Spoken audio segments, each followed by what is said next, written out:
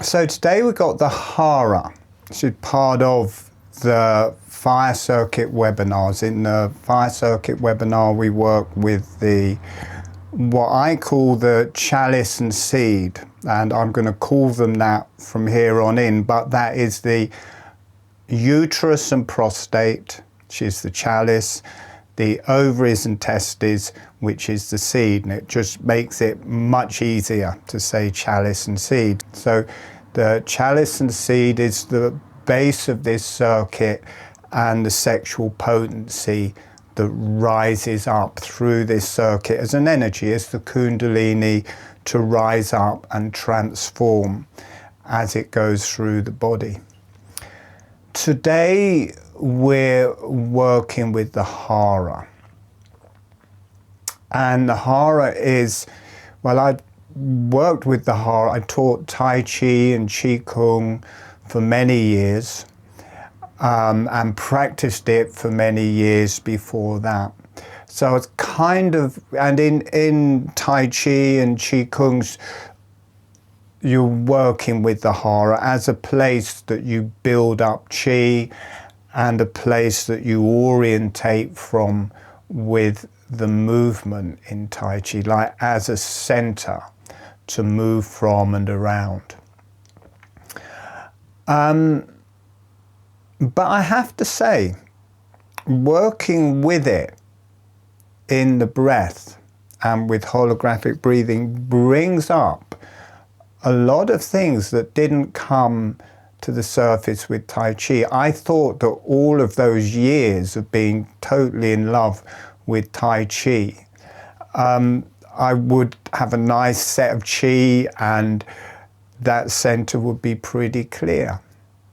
But when I work with it in holographic breathing, that is not so. There's all sorts of things that come to the surface that didn't when I was practicing Tai Chi. There's a whole different level of it. And if you think of the Hara as it's got a very particular quality to the energy. It's a lovely, grounded, soft energy, but it's also a sense of your own center, a sense of your inner strength. In Tai Chi, people build it up and use it for martial arts, and you can watch it in the movies where they do all these magical things. So they build up this energy called Qi, and they use it for healing, they use it in martial arts. And it is, as I say, it's a feeling of your center, and it's a feeling of inner strength, and gives you strength and gives you a good immune system. So it's kind of a sense of your own strength and power in a way. But what I noticed working with the breath with it is that it brought up all the situations where I was knocked out of my center, where I was overpowered, abused, hit, or whatever, all the times where I most of those are as a child with a bullying mother, and there's not much you can do as a small child other than run away or whatever happens. And there was a lot of memories of that, but through my whole life, any time that I had given my power away. So there is the sense of our center and our strength, which you can build up. But from the messages that I'm getting from people and working with some people with it before this, what comes up first is what is in the way. What has knocked us out of that center? What has impacted that center? And it was quite surprising to me because it is a very physical center and it is low in our body, and it is to do with strength, it is to do with movement. But the qualities I was sensing to start off with were very emotional. They were the emotional impact of being bullied or hit or being overpowered. And this can come in any way, in any period of your life. It can be in a relationship, if you have a bullying or overpowering partner.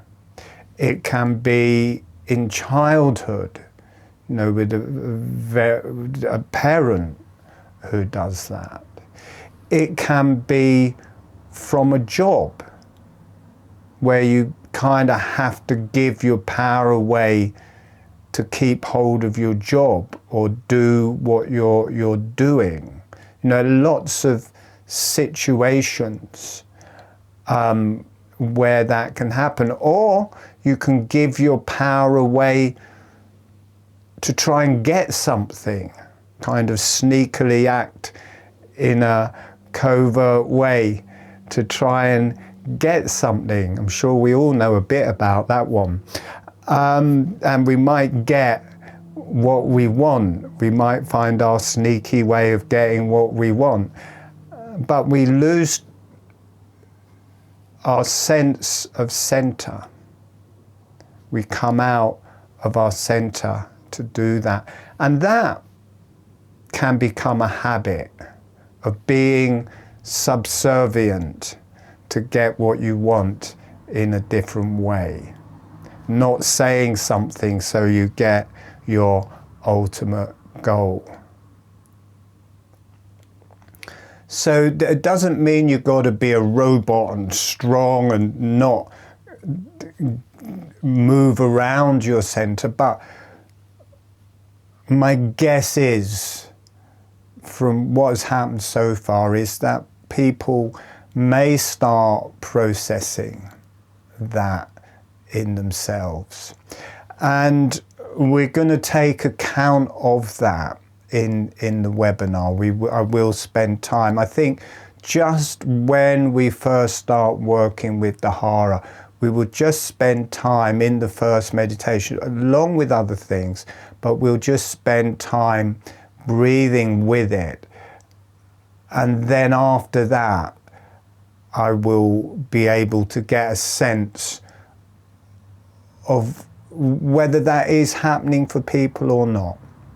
And if things come up, you don't have to be overpowered again by the memories or what is coming to the surface.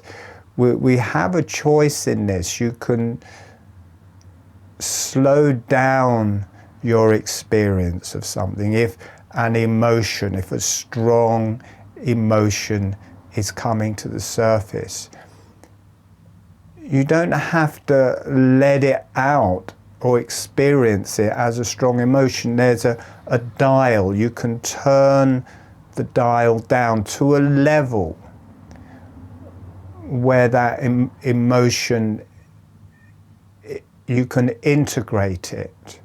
It's not so strong that you're backing off from it or overwhelmed by it.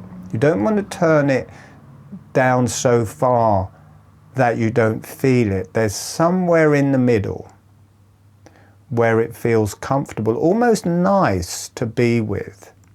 And in that place, you can really happily be in your body. If it's too strong, you disassociate, you come out of yourself, and you're not even, you might feel it, but you're not in yourself to process it. So you want to bring it to a level just where it feels comfortable. Slow and easy is really the best place to process things.